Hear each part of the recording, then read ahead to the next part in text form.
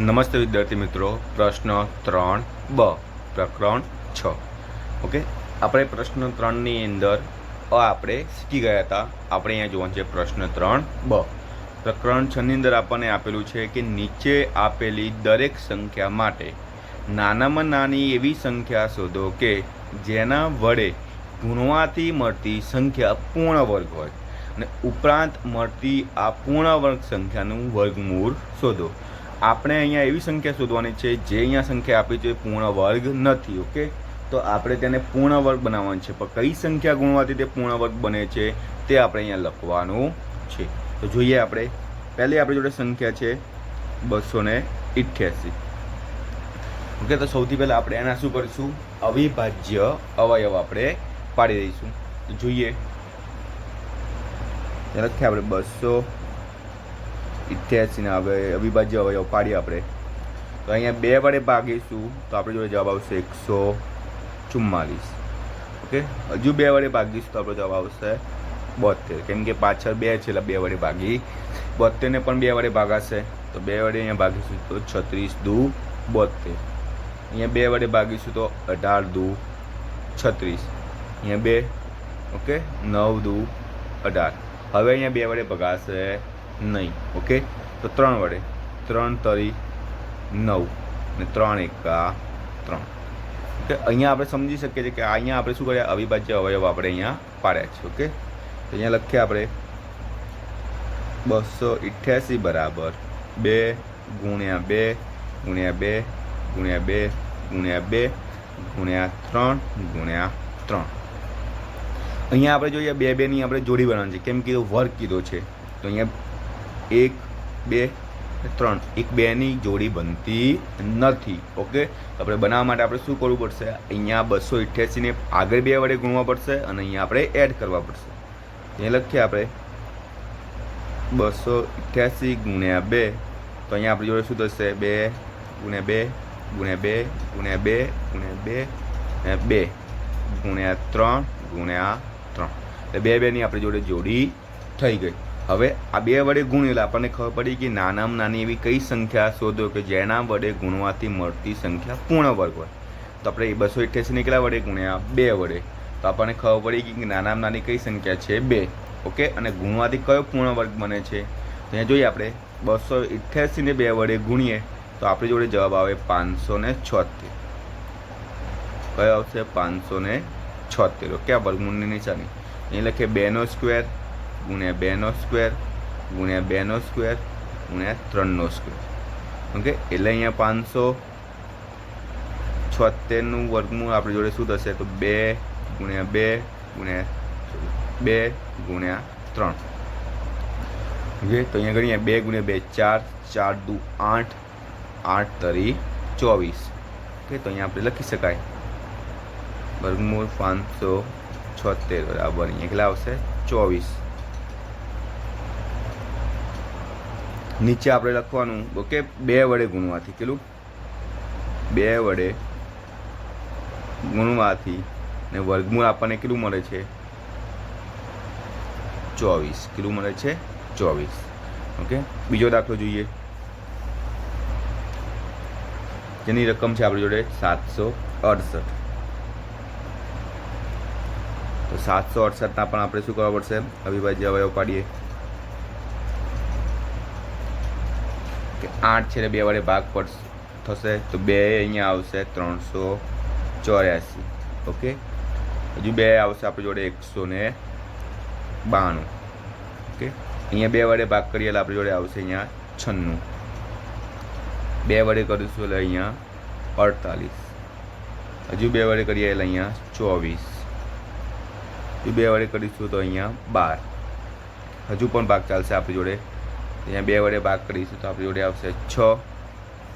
Okay, 6ના પણ ભાગ થશે 2 વડે તો 3 ને 3 એકા 3. અહીંયા સંખ્યા લખીએ આપણે 768 બરાબર 3. ઓકે, આ પ્રમાણે આપણી જોડે સંખ્યા છે. હવે આપણે અહીંયા પેર બનાવી દઈએ 2 2ની. તો અહીંયા 1 2 3 4 અને 3 એકલા અલગ પડે છે. તો આપણે શું કરવાનું, આગળની સંખ્યા જોડે ગુણીશું અને પાછળ 3ને એડ કરીશું. એટલે આપણી જોડે શું થશે, 3 વડે ગુણવાથી. અહીંયા લખીએ 768 ગુણ્યા 3 બરાબર આખી સંખ્યા થશે. એટલે આપણે હું 3 એડ કરીને સ્ક્વેર કરી દઉં છું. ઓકે, 2નો સ્ક્વેર ગુણ્યા 2નો સ્ક્વેર ગુણ્યા 2નો સ્ક્વેર ગુણ્યા 2નો સ્ક્વેર ગુણ્યા 3નો સ્ક્વેર. ઓકે, કેમ કે આ 3 આપણે અહીંયા ગુણ્યા એટલે પાછળ એડ બી થયા. બરાબર. હવે આપણે શું કરશું, 768 ગુણ્યા 3 કરીએ તો આપણો જવાબ આવે 2304. 2304 આપણી જોડે આવે. તો અહીંયા શું થશે, આનું બી એક એક સંખ્યા લેવાની, 2 ગુણ્યા 2 ને 2 ગુણ્યા 2 ગુણ્યા 3. ઓકે, આનું આપણે ટોટલ કરીએ તો આપણી જોડે કેટલા આવશે, 48. જોઈએ, 2 ગુણ્યા 2 4, 4 દુ 8, 8 દુ 16, 16 તરી 48. ઓકે, તો અહીંયા લખી દઈએ આપણે વર્ગમૂળમાં 2304 બરાબર આપણી જોડે કેટલા થશે, 48. અહીંયા લખાય આપણે 3 વડે ગુણતા. ઓકે, અને વર્ગમૂળ આપણને કેટલું મળ્યું, 48. ત્રીજો દાખલો જોઈએ.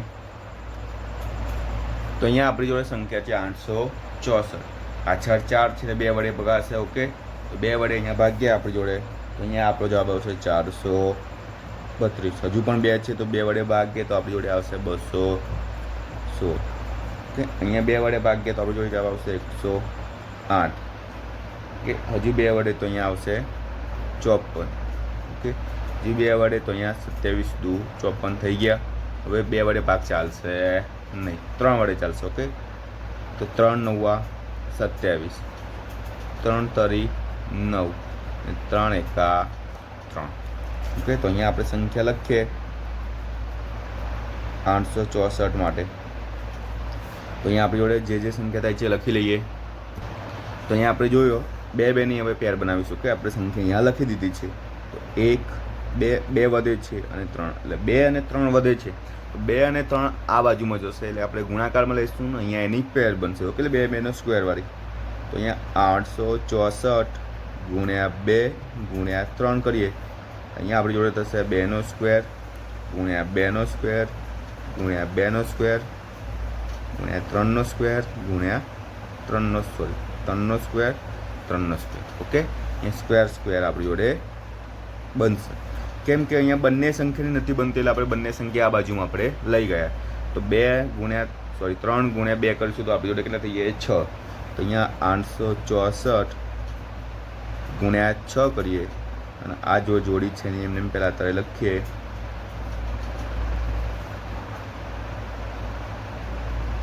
તો 864 ગુણ્યા 6 કરીએ તો આપણી જોડે જવાબ આવશે 5184.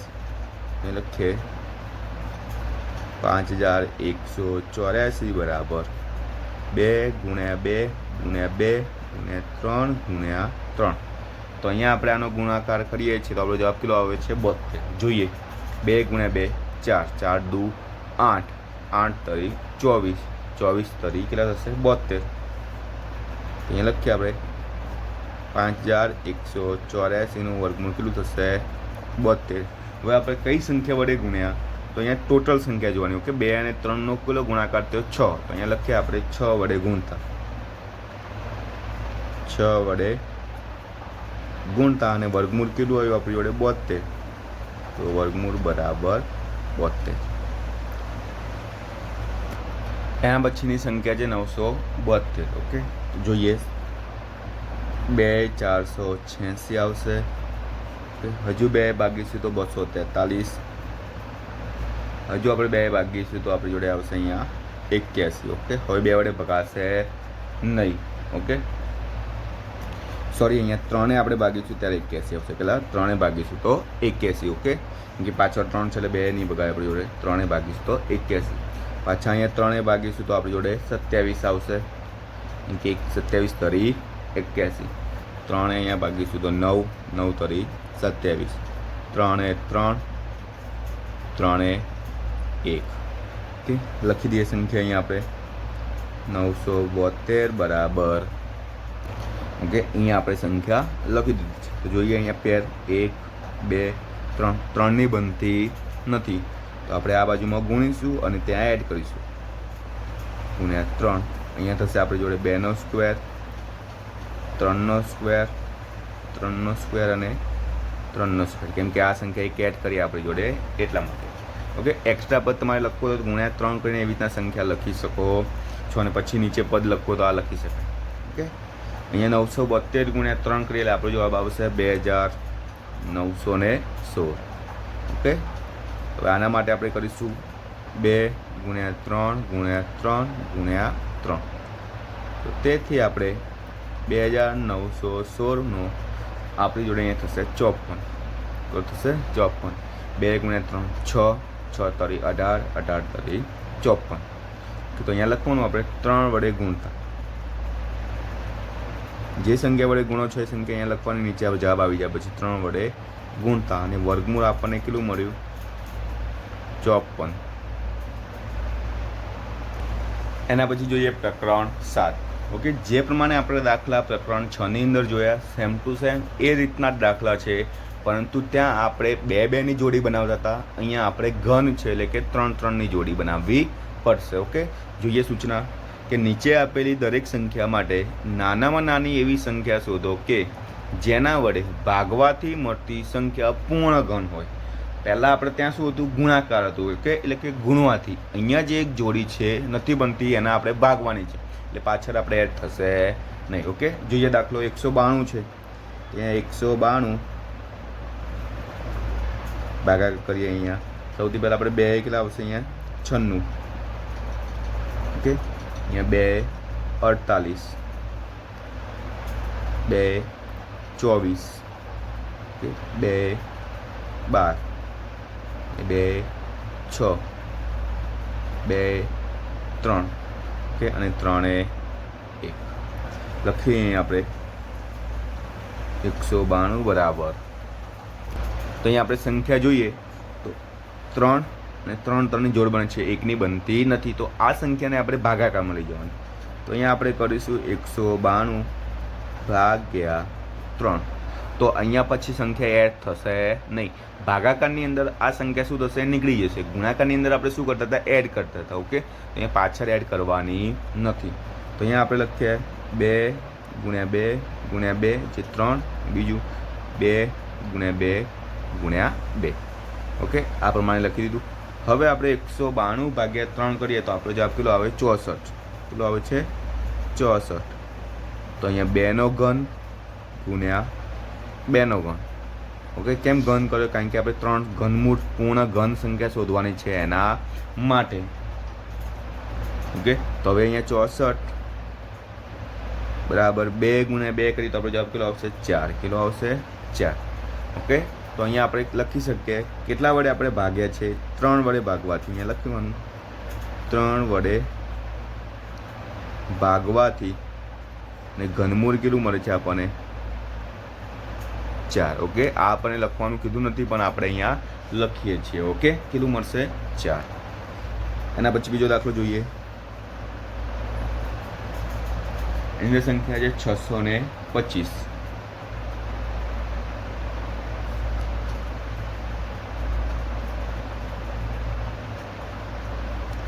ઓકે 625 છે આપણે સૌથી પહેલાં એને 2 વડે ભગાશે નહીં ઓકે 5 ને 2 સોરી એનો સરવાળો 13 થાય છે 3 વડે બી નહીં આવે 4 વડે નહીં આવે ડાયરેક્ટ કેટલા વડે 5 વડે તો અહીંયા 5 છે 125 ઓકે અહીંયા 5 છે આપણી જોડે આવશે 25 25 પંચા 125 5 છે 5 અને 5 છે 1 ઓકે તો અહીંયા આપણી જોડે થયું 625 માટે 5 ગુણ્યા 5 ગુણ્યા 5 ગુણ્યા 5 ઓકે 3ની એક જોડ બની એક બાકી રહે છે તો આપણે ભાગાકારની રીત છે તો ભાગાકાર કરીશું 625 ભાગ્યા 5 બરાબર 5 ગુણ્યા 5 ગુણ્યા 5 ઓકે તો 625 ભાગ્યા 5 કરીએ તો અહીંયા ઘનમૂળની નિશાની તમારે આ પ્રમાણે થશે ઓકે અહીંયા જે વર્ગમૂળની નિશાની છે સેમ ટુ સેમ એ જ થશે પરંતુ અહીંયા શું લાગી જશે ઘન ઓકે તો અહીંયા આપણે જોઈએ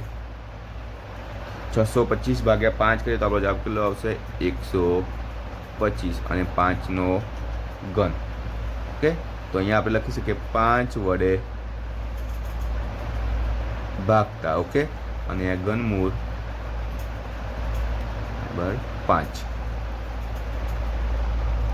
ઓકે, ત્રીજા નંબરની રકમ છે 864. જે પ્રમાણે આપણે પ્રકરણ 6 ની અંદર ત્રીજા નંબરની જે રકમ હતી 864, સેમ ટુ સેમ તે જ પ્રમાણે અવિભાજ્ય અવયવ પાડવાના છે, પણ જોડી કેટલી બનાવવાની છે? 3ની. ઓકે, તો એના એ દાખલાની અંદર આપણે સમજીએ.